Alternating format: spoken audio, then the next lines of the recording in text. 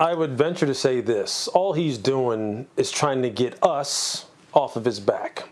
Stop asking him the question. When's he going to start? When's he going to play? How soon is he going to be in there? He knows better than to think that he's not evaluating Justin versus Andy Dalton every day. Of course he is. He knows that his future is tied to this football team winning football games. And if he thought Andy Dalton was the way that he could, 1, keep his job, 2, get this team to the promised land, whatever you want to call it, and 3, make this football team better, then they wouldn't have moved up so aggressively to draft Justin Fields, and he wouldn't have targeted Justin Fields, and he wouldn't have tried to trade for Russell Wilson, and he wouldn't have tried to do everything he possibly could to get any quarterback in there that could take their game to take this team to the next level after they had already signed Andy Dalton. All he's doing is trying to get us to stop asking him. That's all he's trying to do. Just quit asking me this question. I already know I need to get this kid ready. You guys already know how much I like him. You know that I'm sitting here right now trying to tie my hands behind my back, sit on him, whatever, to keep from putting him in there. You know how I know that he's doing this? Because they did the same thing in 2017 down in Kansas City when he was the OC when they had drafted Patrick. From day one, as much as I love Alex Smith, and I love him to death as a person and as a player, and what he has overcome and what he has done, they knew they had something special. They knew every day they had to consciously tell themselves, let's just sit tight, let's just sit tight, let's just sit tight, let him learn, bring him along, bring him along, bring him along. Now, they had a different situation down there, too, because Andy Reid's job status was not in question. Matt's is. So he's kind of trying to play both ends of it. Let me do right by this kid. Let me get him ready as soon as I can. He's my guy. Okay? So he's trying to do that, but at the same time, he knows I got to win some games.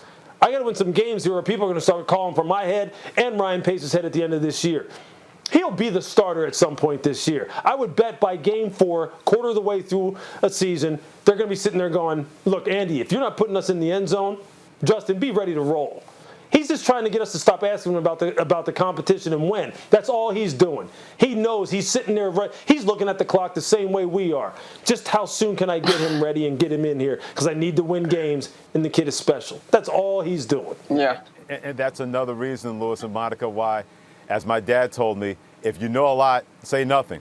If you know more, say less. Yeah. They'd have been better to do that in this situation because, to your point, Louis, and Monica as well, they've added to this conversation by saying we've defined roles. We're going to make sure that everybody has dinner at 7, then dessert at 8:30, and then nighttime at 9:30. When you define roles with the quarterback position, with the guy that you drafted to be the future, you're not doing anybody any favors. You would think that Matt Nagy and Ryan Pace would have known that, Louis, to your point, because they did the same thing in Kansas City. But now they're doing the Chicago Bears, and both of these guys in a lame duck situation. Sometimes it's best to say, whoever the best guy is going to play, that's the guy we're going to play, and you leave it alone. Then people won't ask you any questions because they can make their own evaluations, but then you're evaluating. Instead, you're saying roles have been defined. So Justin Fields goes in one preseason game, and he's 15 for 15. Guess what that's going to sound like the day after or the night of when that happens, and that happens in a preseason game. They could avoid this whole thing, Louis and Monica, by saying the best guys are going to play. That's the end of it. I'll see you in July. Nope, they didn't do that. And here we are once again with the most Chicago Bears thing to do with 2 lame duck guys and a coach and general manager with the Chicago Bears.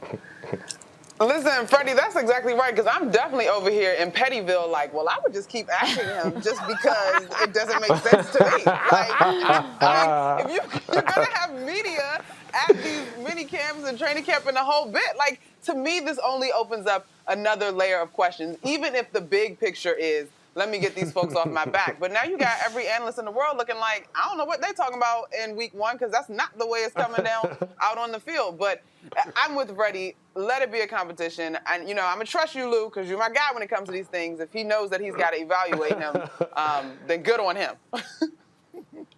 Well, first off, let me just say this. I got a house in Pettyville, too. I live there, too, you know. So we all live there. I like that word. Okay. I got a residence in Pettyville. I like that neighborhood. Number 2, I'll tell you this, though. Look, Matt can't win in Chicago right now because those people are like, look, the media, you know, we all know people in Chicago media. They're like sharks right now. They're after Matt's behind.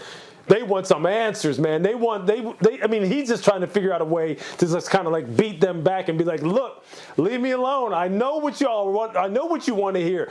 He's just sitting there going, look, I'm just trying to see if there's a way I can get them to leave me alone for just a little bit, because they want to see the same thing he wants to see, which is they want to see the new toy. They want to see this big, strong, fast howitzer of an arm quarterback come out there and play. Matt wants to see that too. No doubt about that. He couldn't afford to keep quiet because they would have just, look, they're going to pound him and they're going to hound him either way. He can't win. The only way he can win is to get Justin out there on the field for them to win some games. That's the only thing that's going to get these people off his back. So, yeah, absolutely. I think we all know the deal. All right, and Bears fans, they will not be happy if they got that excited during the draft, only to see Andy Dalton play this season. Thanks for watching ESPN on YouTube. For live streaming sports and premium content, subscribe to ESPN+.